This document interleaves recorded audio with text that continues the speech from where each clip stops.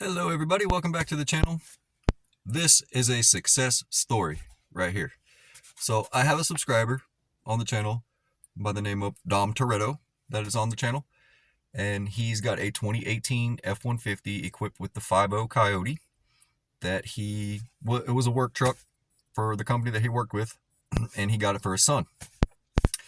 Drove it all the way back from another state, I do believe, and threw a check engine light, and it had a 0023, which is exhaust, cam, phaser, actuator, control circuit open. And if you're not familiar with these engines, that is a very common issue. The intake control actuator I have a video replacing one when I was at the dealership. It sits inside the valve cover. It bolts to the front of the valve cover, or excuse me, the timing cover, and it has a little actuator that pushes on the front of the intake cam phaser. The one that controls the exhaust side is actually in between the intake and exhaust, and it's the long cylinder one, the oil control. And it was throwing a code for that. So I gave him all the part numbers and everything, and he ordered all of them. I said, if you're going to do, on one side, you might as well do all of them, because the other side's going to fail. And it's like 60 something emails going back and forth, just guiding him through how to change these things out. And it doesn't bother me when people do that. So he's apologized many times. I'm sorry I'm bugging you. It's no big deal. That's what I'm here for. Gave him torque specs on how to torque everything down.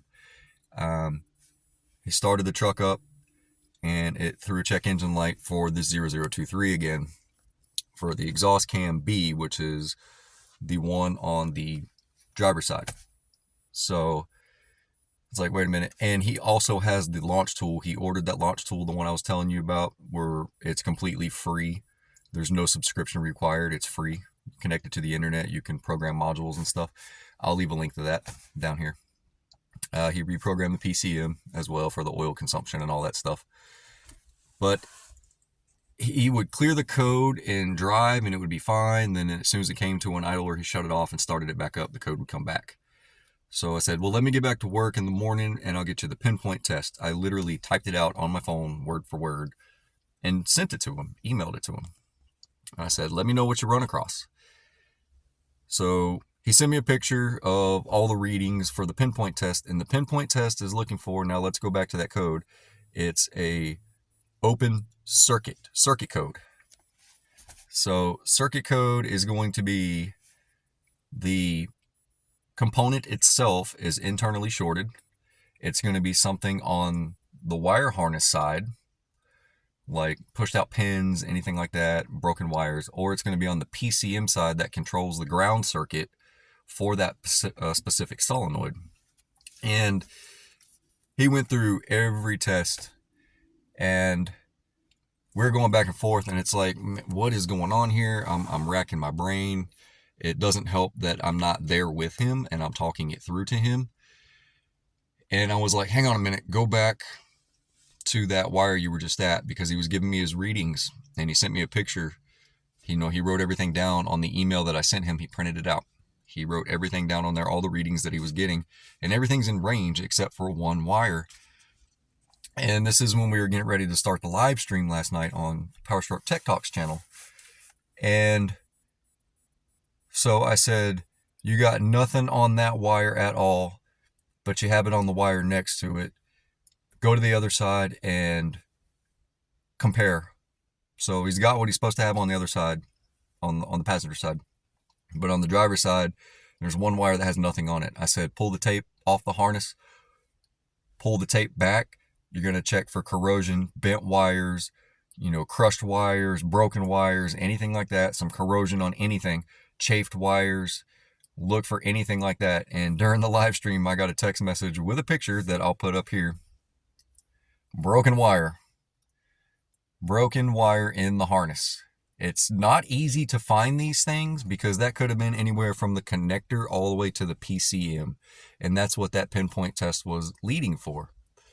And he did an awesome, amazing job on that pinpoint test. Most people would give up almost instantly. Oh, it needs a new part. Oh, it needs a new part. You throw 15 parts in it and it still does the same thing, shoots the parts cannon. That's not how these things work. for that, I'm happy I was able to help you out. He sent me the picture and it said, "Oh my God!" exclamation point. And I was like, "Found it." And that was the culprit. It had a broken wire.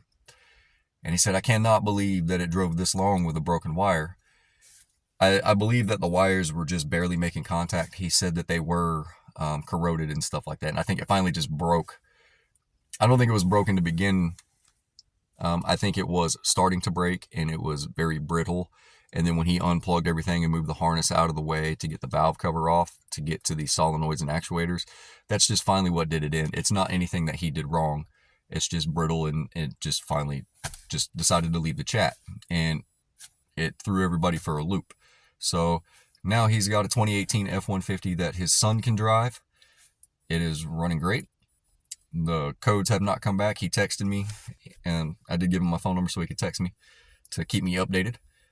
Code hasn't come back. There's nothing pending, nothing stored, nothing permanent, because that 0023 was permanent code.